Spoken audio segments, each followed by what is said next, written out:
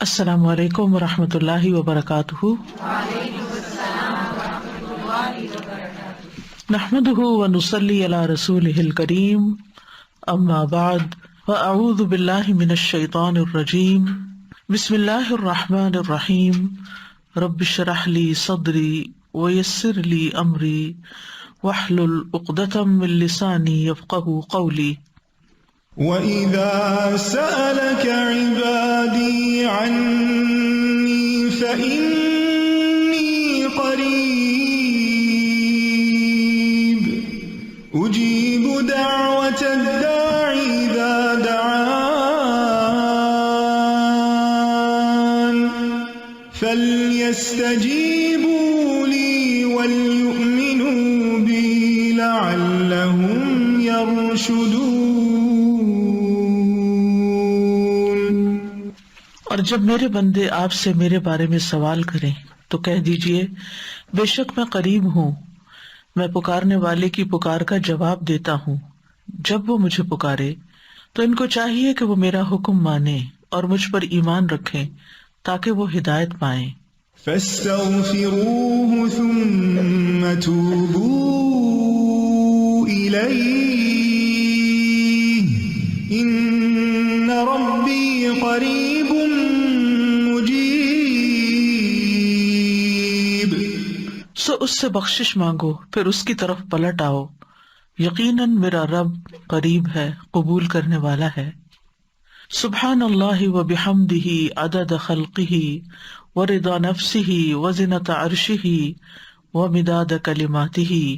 پاکیزگی ہے اللہ کی اور اس کی تعریف کے ساتھ، جتنی اس کی مخلوق کی گنتی ہے اور جتنی اس کو پسند ہے، اور جتنا اس کے عرش کا وزن ہے اور جتنی اس کے کلمات کی سیاہی ہے۔ اللہم صلی علی محمد وعلی آل محمد کما صلیت علی ابراہیم وعلی آل ابراہیم انک حمید مجید۔ اللہم بارک علی محمد وعلی آل محمد کما بارکت علی ابراہیم وعلی آل ابراہیم انک حمید مجید۔ پروگرام قریب مجیب کے سلسلے میں آج ہم دنیا اور آخرت کی بھلائی کی دعاؤں کے بارے میں پڑھیں گے۔ دعا ایک عبادت ہے، دعا مومن کا ہتھیار ہے، دعا ایسا لشکر ہے جو کبھی مغلوب نہیں ہوتا۔ دعا ایسی چیز ہے جس کے ذریعے انسان اپنی مطلوبہ نعمتوں کو، مطلوبہ چیزوں کو حاصل کر لیتا ہے اور ان چیزوں سے بچ سکتا ہے جو اسے پریشان کرتی ہیں، خوف دلاتی ہیں، فکر میں ڈالتی ہیں۔ دعا مانگنے کے اعتبار سے لوگوں کی دو قسمیں ہیں۔ ایک وہ قسم ہے جن کے عزائم اور ارادے کم ہوتے ہیں، کمزور ہوتے ہیں، اور وہ صرف دنیا کا حصہ مانگتے ہیں، دنیاوی نصیب والے ہی ہوتے ہیں، ان کا آخرت میں کوئی حصہ نہیں ہوتا۔ اور دوسری قسم کے لوگ وہ ہیں جو اللہ سبحانہ وتعالیٰ سے دنیا اور آخرت دونوں مانگتے ہیں۔ یہ وہ لوگ ہیں جن کے عزائم بلند ہیں اور جو بڑی چیز مانگتے ہیں۔ سورۃ البقرہ میں اللہ سبحانہ وتعالیٰ ارشاد فرماتے ہیں، ربنا آتنا فی الدنیا حسنہ وفی الآخرة حسنہ وقنا عذاب النار۔ اے ہمارے رب، ہمیں دنیا میں بھی بھلائی عطا فرما اور آخرت میں بھی بھلائی عطا فرما اور ہمیں آگ کے عذاب سے بچا۔ عرب کے لوگ حج سے فراغت کے بعد منا میں میلہ لگاتے تھے اور اپنے آباء و اجداد کے کارناموں کا ذکر کرتے تھے اور اپنی بڑائی کی ڈینگیں مارتے۔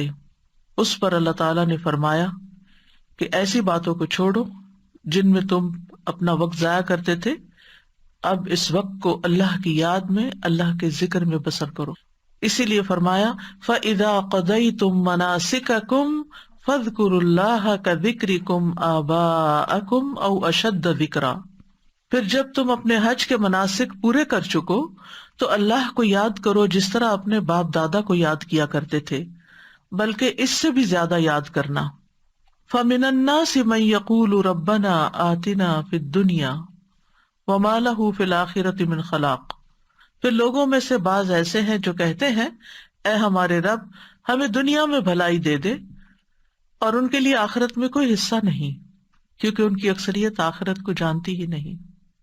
وَمِنْهُمْ مَنْ يَقُولُ رَبَّنَا آتِنَا فِي الدُّنْيَا حَسَنَةً وَفِي الْآخِرَةِ حَسَنَةً وَقِنَا عَذَابَ النَّارِ، اور بعض ایسے ہیں جو کہتے ہیں اے ہمارے رب ہمیں دنیا میں بھی بھلائی عطا فرما اور آخرت میں بھی بھلائی عطا فرما اور ہمیں آگ کے عذاب سے بچا۔ اولئک لہم نصیب مما کسبوا واللہ سریع الحساب، یہی وہ لوگ ہیں جن کے لیے اس میں سے حصہ ہے جو انہوں نے کمایا، اور اللہ بہت جلد حساب لینے والا ہے۔ تو کثرت ذکر کی نصیحت کے بعد اللہ سبحانہ تعالیٰ نے صحیح دعا کرنے کی طرف توجہ دلائی، دونوں طرح کے لوگوں کی دعاؤں کا ذکر کر دیا تاکہ انسان سمجھ جائے کہ بہترین دعا کس کی ہے، جامع دعا کس کی ہے، فائدے والی دعا کس کی ہے۔ اور ویسے بھی ذکر کے بعد دعا کیونکہ قبول بھی ہوتی ہے، اس مناسبت سے بھی ذکر کے کثرت کے بعد دعا کرنے کا ذکر کہا گیا ہے۔ یعنی صرف اتنا ہی کافی نہیں کہ انسان اللہ تعالیٰ کی تعریف کرے اور حمد و ثنا کرے، بلکہ اپنی ضروریات کی چیزیں بھی مانگے، منہ کھول کر بول کر اللہ تعالیٰ کے سامنے اپنی حاجت رکھے، اپنی فریاد رکھے، اپنی ضرورت رکھے۔ اسی لیے ذکر اور پھر دعا، اور پھر ان لوگوں کی یہاں مذمت کی گئی کہ جن کی دعاؤں کا مرکز اور محور صرف اور صرف دنیا ہوتی ہے۔ ہم عن الآخرۃ ہم غافلون، اور آخرت سے وہ غافل ہی رہتے ہیں، آخرت کے بارے میں کچھ نہیں مانگتے۔ یعنی ان کی دعاؤں کا جو بڑا حصہ ہے یا صرف ان کی دعائیں دنیا کے گرد گھومتی ہیں۔ اس معیار پر ہم سب کو بھی پرکھنا چاہیے کہ ہم سب سے زیادہ شدت کے ساتھ یا پہلی دعا کیا مانگتے ہیں۔ اگر ہمیں پتہ چلے کہ یہ قبولیت کا وقت ہے تو ہم سب سے پہلے کیا مانگیں گے؟ ہم میں سے ہر ایک کو اپنی اپنی دعاؤں کا جائزہ لینا چاہیے کہ کہیں ہم تو ان لوگوں میں شامل نہیں کہ جو صرف دنیا مانگتے ہیں، اور کیا واقعی ہمیں اپنی آخرت کی اور آخرت میں سے بھی بھلائی کے ساتھ آگ کے عذاب سے بچنے کی دعا ہمارے دل و دماغ پر ہے۔ تو یہاں ان لوگوں کی تعریف کی گئی ہے کہ جو ایسی دعا کرتے ہیں کہ جس میں وہ اپنی دنیا کی خیر بھی مانگتے ہیں، اپنی آخرت کی خیر بھی مانگتے ہیں، اور سب سے بڑے شر یعنی جہنم کی آگ اور جہنم کے عذاب سے بچنے کی دعا کرتے ہیں۔ تو اس میں دعا مانگنے کا ایک ادب اور سلیقہ بھی سکھا دیا گیا۔ آپ دیکھیے کہ یہاں پر صرف 3 آیتیں ہیں، اور 3 آیتوں کے اندر بہت بڑا مضمون بیان کر دیا گیا۔ تو فرمایا فَإِذَا قَضَيْتُم مَنَاسِكَكُمْ، جب تم اپنے مناسک حج پورے کر چکو۔ حج پر بھی انسان کیوں جاتا ہے؟ اپنا فرض پورا کرنے کے لیے، عبادت کرنے کے لیے، اور انہی عبادتوں کا ایک حصہ دعا بھی ہے۔ یعنی ہم سب کے دل میں ہوتا ہے کہ ہم حج یا عمرے پر جائیں تو پہلا خیال کیا آتا ہے کہ وہاں جا کر دعائیں کریں گے، کیونکہ دعا بذات خود بھی عبادت ہے۔ تو جب تم اپنے حج کے مناسک پورے کر چکو اور سارے ریچولز تمہارے پورے ہو جائیں اور تم آرام سے بیٹھو، تو پھر یہ کہ تم اللہ سبحانہ تعالیٰ کا ذکر کرو، اور حج کے تمام مناسک کے دوران بھی ذکر کرنا چاہیے، اور جب مناسک پورے ہو جائے تو اس کے بعد بھی رک کر دعا کرنی چاہیے۔ جیسے آپ دیکھیں طواف کے بعد کیا کرتے ہیں، 2 رکعت پڑھتے ہیں اور پھر آپ دعائیں کرتے ہیں۔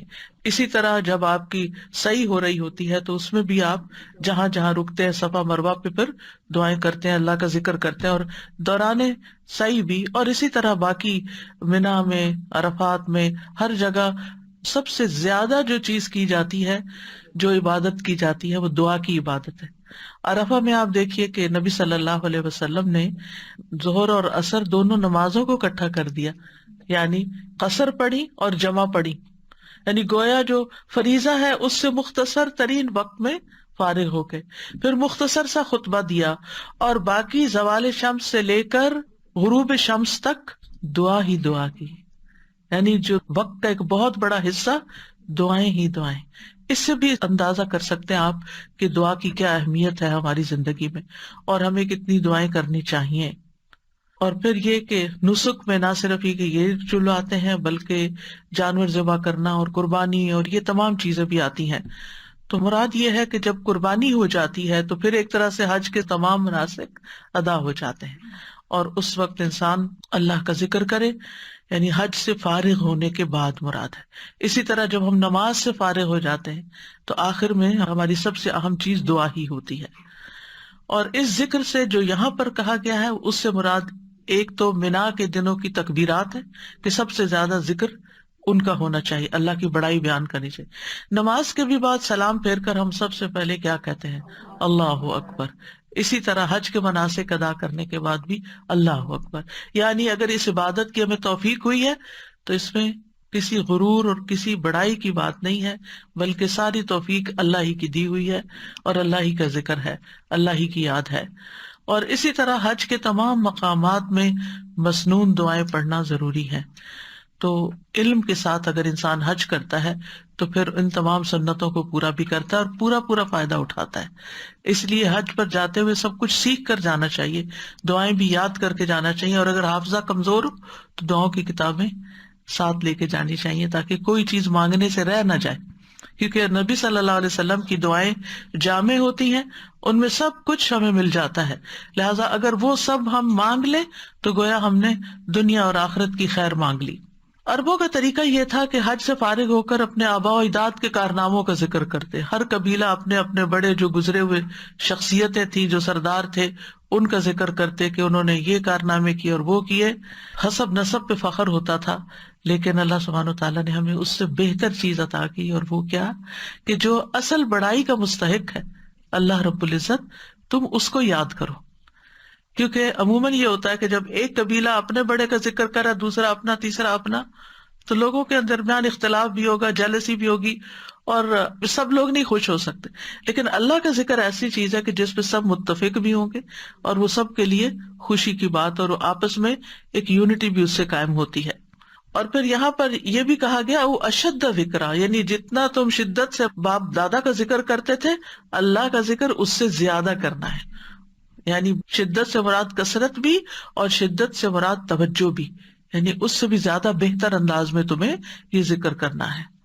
فَمِنَ النَّاسِ مَن يَقُولُ رَبَّنَا آتِنَا فِي الدُّنْيَا وَمَا لَهُ فِي الْآخِرَةِ مِنْ خَلَاقٍ، لوگوں میں سے کوئی ایسا ہے جو کہتا ہے اے ہمارے رب ہمیں دنیا دے دے، دنیا کی بھلائیاں دے دے، اس کے لیے آخرت کا کچھ حصہ نہیں۔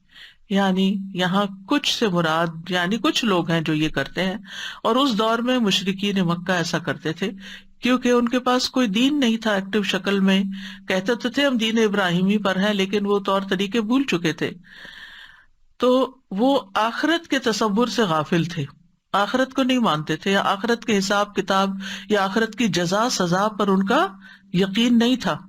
وہ کہتے تھے وما ہی الا حیاتنا الدنیا نموت و نحیا وما یہلکنا الا الدار، کہ ہماری زندگی بس یہ دنیا کی زندگی ہے، ہم اسی میں جیتے مرتے ہیں، اور زمانے کی جو رفتار ہوتی ہے اس کے ساتھ یعنی وقت گزر جاتا ہے، جس کا وہ مر جاتا ہے، بات ختم۔ لیکن نبی صلی اللہ علیہ وسلم نے آ کر سب سے زیادہ جس عقیدے کو انسٹل کیا وہ توحید اور آخرت پر ایمان کا تھا، اور اس طرح ان کو صرف دنیا نہیں بلکہ ہماری وہ زندگی جس میں ہمیں ہمیشہ رہنا ہے اس کی بھلائیاں مانگنے کا سبق سکھا دیا گیا۔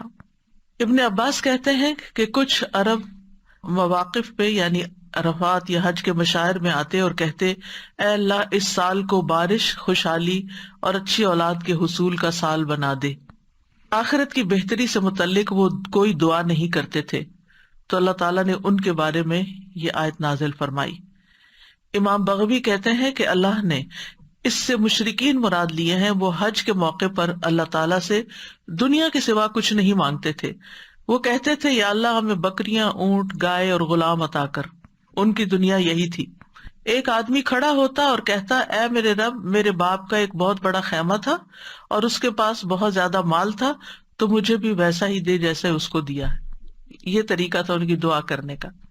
قتادہ کہتے ہیں یہ ایسا بندہ ہے جس کی نیت صرف دنیا کی ہوتی ہے، یہ دنیا کے لیے خرچ کرتا ہے، اسی کے لیے عمل کرتا ہے اور اسی کے لیے تھکاوٹ اور مشقت اٹھاتا ہے، آخرت اس کے ذہن میں نہیں ہوتی، آخرت کی جزا اور آخرت کا فائدہ۔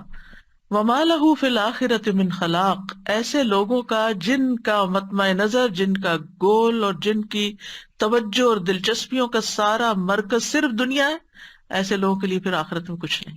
جو آخرت کو بھول کر زندگی گزار رہے ہیں، یعنی غفلت میں پڑے ہوئے ہیں، پھر ان کے لیے آخرت میں کچھ نہیں ہوگا، صرف دنیا مانگتے ہیں، دنیا چاہتے ہیں، دنیا کے لیے محنت کرتے ہیں تو ان کو دنیا ہی ملے گی، اور اگر وہ دین کے کام بھی دنیا کمانے کے لیے کر رہے ہیں تو بس صرف دنیا ہی ملے گی، آخرت نہیں ملے گی۔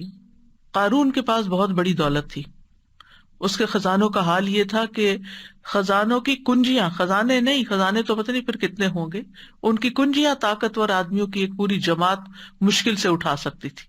تو اس دولت کی وجہ سے قارون کے اندر فخر اور گھمنڈ پیدا ہو گیا تھا، تکبر پیدا ہو گیا تھا۔ تو اس وقت کچھ صالح بندوں نے اس کو یہی نصیحت کی تھی کہ دولت پر فخر نہ کرو، بلکہ اللہ نے تجھے جو دیا ہے اس سے آخرت کا طالب بنو، یعنی اس سے اپنی دنیا نہیں آخرت کماؤ، اور دنیا کا بھی حصہ نہ بھولو، یعنی دنیا میں بھی تمہیں جو ملنا ہے مل جائے گا، دنیا کا فائدہ بھی اٹھاؤ، لیکن اس دنیا سے اپنی آخرت کمانا نہ بھولو۔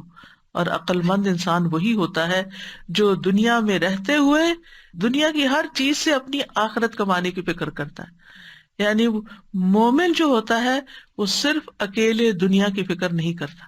مثلاً اگر کسی کی اولاد بگڑ جاتی ہے تو وہ صرف یہ دعا نہیں کرتا کہ اللہ اس کو دنیا میں فلاں کامیابی عطا کر دے، بلکہ وہ اس کی دنیا سے زیادہ اس کی آخرت کی فکر کرتا ہے۔ اور جس کے سامنے آخرت نہیں ہوتی وہ صرف دنیا کی بات کرتا ہے کہ اگر یہ بچے نے پڑھا نہیں یا بچہ صحیح نہیں ہوا تو پھر اس کی دنیا خراب ہو جائے گی، اس کو کوئی پوچھے گا نہیں، اس کے کوئی کمانے کا ذریعہ نہیں ہوگا، اس کے لیے دنیا تنگ ہو جائے گی۔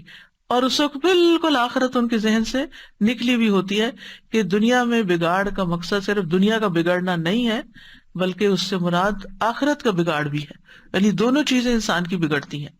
تو مراد اس سے یہ ہے کہ انسان دنیا کی دعا بھی مانگے اور آخرت کی بھی مانگے، یعنی دنیا میں انسان کا بہت بڑا حصہ کیا ہے؟ وہ حصہ ہے کہ جس سے وہ ابدی زندگی کو حاصل کر لیتا ہے۔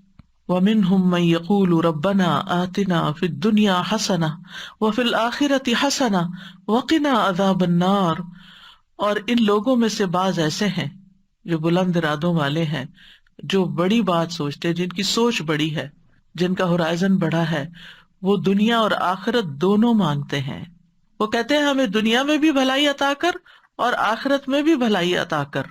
وہ بھلائی جو دنیا میں وہ طلب کرتے ہیں اس میں ہر وہ خیر شامل ہے جس کا ملنا بندے کو پسند ہوتا ہے، یعنی جو بھی آپ کی چاہت ہے دنیا کے اعتبار سے، جس میں خوشگوار وسیع رزق حلال ہے، نیک بیوی یا نیک شوہر ہے، نیک اولاد جسے دیکھ کر آنکھیں ٹھنڈی ہوتی ہوں، آرام اور راحت کی زندگی، نفع مند علم، اعمال صالحہ کی توفیق، یعنی جیسے انسان کو اچھے اچھے کام کرنے کا موقع مل جائے، صدقہ کرنے کا، صلہ رحمی کرنے کا۔ حضرت علی رضی اللہ عنہ کہتے ہیں کہ تم اپنی صحت اور اپنی قوت اور اپنی جوانی اور اپنی دولت کے معاملے میں یہ نہ بھولو کہ تم اس کے ذریعے سے آخرت چاہو، یعنی یہ سب چیزیں کیوں مانگو کہ ہمیں یہ دولت، مال، صحت کیوں ملے، تاکہ ہم اس سے اپنی آخرت کمائیں۔ اور جہاں تک آخرت کا تعلق ہے تو اس سے مراد جنت ہے، للذین احسنوا الحسنی وزیادہ، جن لوگوں نے نیکی کی ان کے لیے نہایت اچھا بدلہ اور کچھ زیادہ بھی ہے۔ قتادہ کہتے ہیں اس سے مراد دنیا میں عافیت ملنا اور آخرت میں عافیت ملنا، یعنی دنیا اور آخرت کی بھلائی کو ایک لفظ سے بیان کرتے ہیں، اور وہ کیا ہے؟ عافیت، یعنی جان میں، مال میں، اولاد میں، صحت میں، ہر چیز میں عافیت، کہ انسان نقصان اور شر سے محفوظ ہو جائے۔ اور اس میں کوئی حرج کی بات نہیں کہ انسان اپنی آخرت کے ساتھ ساتھ دنیا میں جو چیزیں وہ چاہتا ہے وہ اس کو نصیب ہوں، اور اس میں مثلاً یہ کہ وہ اپنی ویل بینگ کے بارے میں، اپنی صحت کے بارے میں، اپنی طاقت کے بارے میں دعا کرتا ہے تو کوئی حرج نہیں، لیکن اس کے بیک آف مائنڈ ضرور یہ بات ہونی چاہیے کہ اللہ تعالیٰ جو بھی مجھے دے میں اس سے پھر اپنی آخرت کے لیے، اللہ کی رضا کے لیے زیادہ کام کر سکوں۔ اور پھر آپ دیکھیے کہ یعنی جب سے انسان کی موت شروع ہوتی ہے اس سے لے کر اللہ تعالیٰ کے دیدار تک جتنے بھی مرحلے ہیں اللہ تعالیٰ ان سب کو آسان کر دے، یعنی جب ہم آخرت کی بھلائی مانگے تو یہ ساری چیزیں ذہن میں ہوں کہ ہماری موت آسان ہو، ہمارا قبر کا حساب آسان ہو، ہماری قبر کی زندگی نعیم اور راحت والی ہو، ہم قبر سے اٹھے جب حشر میں تو ہمارا حشر کا اٹھنا وہ خوبصورت ہو، اس میں ہمارے اندر اطمینان ہو، کسی قسم کی کوئی گھبراہٹ نہ ہو، اللہ تعالیٰ کی رضا حاصل ہو، اور پھر رب رحیم کا قرب حاصل ہو، یہ تمام چیزیں اس میں آ جاتی ہیں۔ وقنا عذاب النار، اور ہمیں آگ کے عذاب سے بچا، یعنی ان اعمال سے ہماری حفاظت فرما اس دنیا میں جو ہمیں آگ کی طرف لے جانے والے ہوں، اور ہمیں بخشش عطا فرما، یعنی ہمارے گناہ جو کوتاہیاں ہو جائیں ان کو معاف کر دے تاکہ ہماری آخرت میں آگ سے چھٹکارا ہو سکے۔ اولئک لہم نصیب، ایسے لوگوں کو حصہ ملتا ہے، کس سے؟ مما کسبوا، اس کے مطابق جو انہوں نے کمائی کی، یعنی دنیا کے لیے جو کوشش محنت کرو گے دنیا میں ملے گا، اور آخرت کے لیے جتنی کوشش محنت کرو گے وہاں ملے گا۔ یعنی یہ ساتھ بتا دیا گیا، دعا اپنی جگہ ہے لیکن ساتھ کوشش چاہیے، کیونکہ عام طور پر ہم ایک طرف ہو جاتے ہیں، یا صرف کوشش پہ فوکس کر دیتے ہیں یا صرف دعا پہ فوکس کرتے ہیں۔ اب آپ دیکھیں کہ کتنی جامع ہے تین آیات، ذکر سے آغاز ہوا، دنیا اور آخرت کی بھلائی کی دعا مانگنے کو کہا گیا، آگ کے عذاب سے بچنے کو کہا گیا، اور اس کے ساتھ ساتھ کوشش کی طرف توجہ دلائی گئی۔ اور واللہ سریع الحساب، اللہ بہت جلد حساب لینے والا ہے، یعنی اللہ سبحانہ وتعالیٰ کے لیے کچھ بھی مشکل نہیں کہ وہ سارے بندوں کے ایک ایک عمل کا حساب کر دے، ذرے ذرے کا۔ وَمَن يَعْمَلْ مِثْقَالَ ذَرَّةٍ خَيْرًا يَرَهُ، یعنی جہاں کوشش کی بات ہوئی تو پھر ذرے کے برابر بھی اگر کوئی نیکی کرتا ہے تو وہ اس کو دیکھ لے گا، اپنے اعمال نامے میں پا لے گا، چھوٹی سے چھوٹی نیکی بھی۔ اور اگر گڑبڑ کی، کوئی غلط کام کیا، چھوٹی سے چھوٹی برائی بھی وہاں نظر آ جائے گی۔ تو اس لیے بہت ضروری ہے کہ انسان اس دعا کو اپنی زندگی کا حصہ بنا لے۔ یہ بہت ہی جامع اور کامل دعا ہے جس میں دنیا اور آخرت کی ساری چیزیں آ جاتی ہیں، اور یہ دعا اس قابل ہے کہ اسے اپنی باقی دعاؤں پر ترجیح دی جائے۔ کل جیسے کسی نے سوال کیا تھا کہ بہت ساری دعائیں اکٹھی ہو گئی ہیں اور بہت ساری چیزیں ہو گئی ہیں تو وہ ایک اوور ویلمنگ سچویشن ہو جاتی ہے، تو پھر کیا کریں؟ ٹھیک ہے، ان چیزوں کو بھی اپنے اپنے وقت پر رکھیں، پلان کریں، لیکن اگر کم سے کم ٹائم ہے تو پھر کیا مانگ لیں؟ جامع دعا مانگ لیں جس میں دنیا اور آخرت سب کچھ کور ہو گیا، سب کچھ بیچ میں آ گیا۔ نبی صلی اللہ علیہ وسلم اکثر یہی دعا مانگا کرتے تھے اور اس کی ترغیب بھی دیتے تھے، یعنی آپ کی کچھ دعائیں تو مواقع کے ساتھ ساتھ ہوتی تھی، کچھ دعائیں آپ نمازوں کے بعد مانگتے تھے، لیکن کچھ دعائیں آپ بہت کثرت سے مانگتے تھے، یعنی ان کا حصہ زیادہ ہوتا تھا۔ قتادہ نے انس رضی اللہ عنہ سے پوچھا کہ نبی صلی اللہ علیہ وسلم کون سی دعا کثرت سے مانگا کرتے تھے؟ انس رضی اللہ عنہ نے کہا، حضرت انس کی یہ باتیں زیادہ اوتھینٹک اس لیے بھی ہیں کہ وہ آپ کے گھر میں آتے جاتے تھے اور آپ کے تمام امور اور معاملات کو ملاحظہ کرتے رہتے تھے۔ تو حضرت انس نے کہا، آپ جو دعا کثرت سے مانگا کرتے تھے وہ یہ تھی، اللہم آتنا فی الدنیا حسنہ وفی الآخرۃ حسنہ وقنا عذاب النار۔ انس رضی اللہ عنہ جب کوئی ایک دعا مانگنا چاہتے تو یہی دعا مانگتے تھے، یعنی جب اتنا ہی وقت ہو کہ آپ ایک دعا صرف مانگ سکیں، جیسے اذان اور اقامت کے بیچ میں دعا قبول ہوتی ہے، اب صفوں میں کھڑے ہو جاتے ہیں جب نمازی، اس وقت دعا قبول ہوتی ہے، تو پھر یہ کہ نماز شروع ہو جاتی، آپ یہ تھوڑی کہ نماز چھوڑ کے دعائیں کرنا شروع کر دیں، تو ایک چھوٹے سے وقت میں آپ فوراً ربنا آتنا فی الدنیا حسنۃ وفی الآخرۃ حسنۃ وقنا عذاب النار، اور خاص طور پر اس وقت جب انسان کو کچھ سمجھ نہیں آ رہی ہوتی، مانگوں کیا، میری بھلائی کس میں ہے، تو پھر انسان بھلائی مانگ لے، دنیا کی بھی اور آخرت کی بھی، اور یہ دنیا اور آخرت کی بھلائی کو جمع کرنے والے کلمات ہیں۔ انس بن مالک کہتے ہیں، ان سے کہا گیا تمہارے بھائی بصرہ سے آئے ہیں، یعنی کچھ لوگ دوست وغیرہ ملنے کے لیے آئے ہیں۔ وہ اس وقت بصرہ کے کونے میں رہتے تھے، یعنی جس طرح آؤٹ اسکرٹس میں رہتے ہیں، تو ڈاؤن ٹاؤن سے یا سٹی سینٹر سے وہ ان کو ملنے کے لیے آئے، اس لیے آئے ہیں تاکہ آپ ان کے لیے اللہ سے دعا کریں، کیونکہ وہ صحابی تھے، طویل العمر تھے، اس وقت تک اکثر صحابہ فوت ہو چکے تھے، اور ظاہر ہے کہ صحابی بھی بہت جلیل القدر علم والے اور نبی صلی اللہ علیہ وسلم کی طویل صحبت پانے والے قریب ترین صحابہ میں سے تھے، تو ان کے پاس آئے کہ وہ ہمارے لیے دعا کریں۔ انہوں نے کہا، اللہم اغفر لنا وارحمنا وآتنا فی الدنیا حسنہ وفی الآخرۃ حسنہ وقنا عذاب النار۔ لوگوں نے اس سے زیادہ دعا کی خواہش کی، کچھ اور دعا کرے، انہوں نے پھر یہی کہہ دیا، کہا کہ اگر تمہیں یہ مل گیا، یہ دعا قبول ہو گئی، تو تمہیں دنیا اور آخرت کی خیر مل گئی، ساری بلائی مل گئی، کچھ بھی نہیں چھوٹے گا، پھر بات ہی ختم۔ کتنا خوبصورت ہے ہمارا دین کہ جو ہمیں مختلف مواقع کی مناسبت سے بہترین چیزیں سکھا دیتا ہے، جس میں اتنا بڑا بڑا فائدہ ہے۔ یہ خزانوں کی کنجیاں ہیں، خزانے ہیں یہ، جن کی ہم قدر نہیں کرتے۔ ہم میں سے ہر ایک کو پتا ہے یہ دعا ہے، لیکن کون کتنی تاکید سے مانگتا ہے، بھول جاتے ہیں ہم۔ ہمیں علم ہوتا ہے، ہمیں باتیں پتہ ہوتی ہیں، لیکن پھر وہ آہستہ آہستہ ہمارے عمل سے نکل جاتی ہیں۔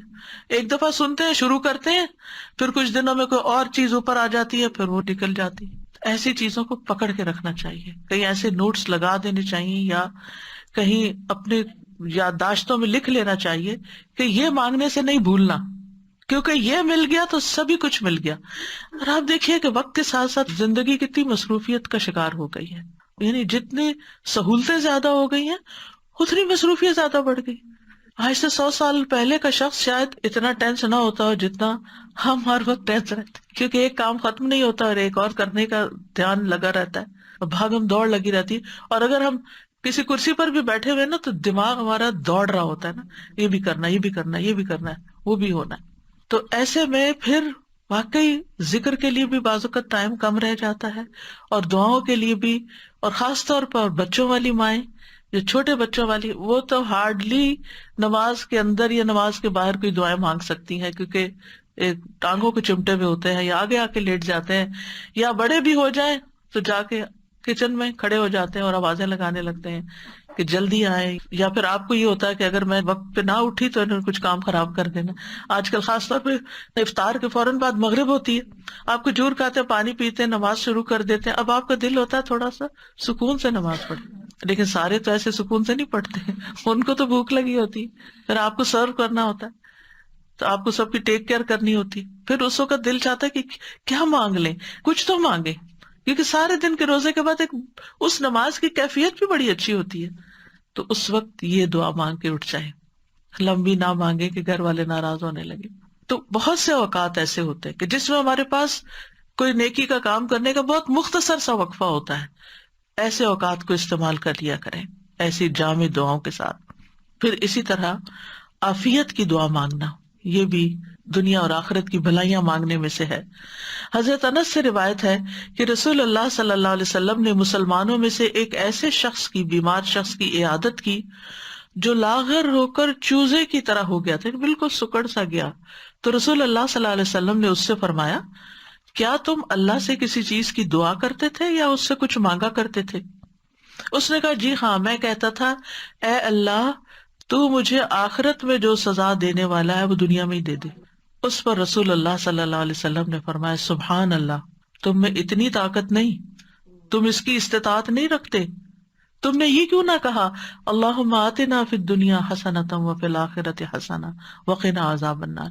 یاد رکھیے یہ دعا نبی صلی اللہ علیہ وسلم سے اللہم کے ساتھ آتی ہے اور قرآن میں ربنا کے ساتھ آتی ہے۔ ان دونوں میں سے جو بھی آپ، کیونکہ یہ نہ ہو کہ پھر آپ پوچھیں یہ پڑھیں یا وہ پڑھیں، جو بھی آپ کا دل چاہے پڑھیں۔ پھر آپ صلی اللہ علیہ وسلم نے اس شخص کے لیے دعا کی جو اتنا کمزور ہو گیا تھا، تو اللہ تعالیٰ نے اس کو شفا عطا کر دی۔ یہ دعا اس لحاظ سے بھی بڑی اہم ہے کہ رکن یمانی اور حجر اسود کے درمیان مانگی جاتی۔ تھوڑا سا فاصلہ ہوتا ہے نا، رش ہو تو الحمدللہ بڑا بھی ہو جاتا ہے، لیکن ویسے وہ تھوڑی سی جگہ ہوتی، تو اس میں انسان اگر پوری توجہ کے ساتھ یہ دعا مانگ لیتا ہے تو گویا وہ سب کچھ مانگ لیتا ہے۔ اب دیکھیں ہمارے دین نے ہم سب کے لیے، ہم جیسے کمزور لوگوں کے لیے کتنی رعایت اور سہولت رکھی ہے، جن کے حافظے کمزور ہوں، جنہیں بہت ساری دعائیں یاد نہ ہوں، جو بہت کچھ نہ مانگ سکتے ہوں، وہ کم از کم اتنی دعا یاد کر کے چلے جائیں۔ یہ تو ہر حاجی پر کر سکتا نا، یعنی ان پڑھ سے ان پڑھ، کمزور سے کمزور حافظے والا ایک یہ دعا سیکھ کے چلا جائے اور یہ بھی مانگتا رہے تو گویا سبھی کچھ اس نے مانگ لیا۔ ابن رجب کہتے ہیں کہ سلف صالحین ایام تشریق میں اس دعا کو کثرت سے مانگنا پسند کرتے تھے، یعنی جب کہ حج کے مناسک ختم ہو جاتے تھے اور منا کے دنوں کے جو باقی دن ہوتے ہیں۔ اور عطا کہتے ہیں کہ جو شخص بھی حج کر کے اپنے وطن واپس جانے لگے اور جب وہ اپنے اہل و عیال کی طرف متوجہ ہو تو یہی دعا پڑھے۔ امام نووی کہتے ہیں یہ دعا مطلق ہے، اس کی کوئی حد نہیں، تو یہ دعا ہر وقت اور ہر لمحے کی جا سکتی ہے، اٹھتے بیٹھتے چلتے پھرتے یہی مانگ سکتے ہیں۔ نماز میں، نماز کے علاوہ دیگر اوقات میں، دعا کو شروع کرتے وقت، دعا کے اندر، مریض کی شفا کے لیے بھی اور باقی مواقع پر بھی، قبولیت کے اوقات میں، یعنی ہر موقع پر آپ یہ دعا پڑھ لیں۔ یعنی یہ دعا تو ہم میں سے ہر ایک کو لازماً زبانی یاد ہونی چاہیے تاکہ جب دل چاہے اس کو پڑھ لے۔ تو بہرحال جو بھی اس کو پڑھے گا اور جتنی آپ کوشش کریں گے، محنت کریں گے اور اس کے ساتھ ساتھ نیک اعمال کریں گے، اللہ تعالیٰ دعائیں سنے گا۔ اور پھر آپ دیکھیے کہ اس سے یہ بھی پتہ چلتا ہے کہ اللہ تعالیٰ ہر ایک کی سنتا ہے، جو صرف دنیا مانگتا ہے اور کوئی دنیا اور آخرت دونوں مانگتا، من الناس سے، لوگوں میں سے، یہ نہیں کہا مومنوں میں سے، جو بھی مانگے گا اس کو ملے گا۔ لیکن آخرت کی بلائیاں تو جو آخرت پر ایمان رکھتا ہے اسی کو ہی نصیب ہوگی۔ بہرحال اللہ سبحانہ تعالیٰ بندوں سے جلد حساب لینے والا ہے، اور قیامت کے دن بیک وقت وہ سب سے حساب لے سکتا ہے۔ اللہ کی قدرت بہت بڑی ہے، اور دنیا میں بھی اس کو بندوں کا حساب لیتے ہوئے دیر نہیں لگتی، اس لیے ہر موقع پر، ہر تکلیف کے موقع پر اسی کی طرف پلٹنا چاہیے۔ اس دعا سے ایک اور بات بھی پتہ چلتی ہے کہ دنیا سے زیادہ آخرت کا حصہ ہے اس دعا میں۔ دعا کا ایک حصہ ربنا آتنا فی الدنیا حسنہ، اور دوسرا حصہ وفی الآخرۃ حسنہ وقنا عذاب النار۔ آخرت کے لیے دو چیزیں مانگی گئی ہیں۔ پھر آپ دیکھیے ربنا کہہ کر دعا شروع کی گئی ہے، یعنی اللہ تعالی کے نام اور رب کے ساتھ، اس کی صفت ربوبیت کے ساتھ۔ اور پھر اس دعا سے یہ بھی پتہ چلتا ہے کہ مانگنے والا جو ہے وہ بلند عزائم رکھتا ہے، بڑی سوچ کا مالک ہے۔ یہ بھی یاد رکھیے کہ آخرت کے ساتھ ساتھ دنیا مانگنے میں کوئی برائی نہیں ہے، کہ ہمیں خود سکھا دیا گیا ہے۔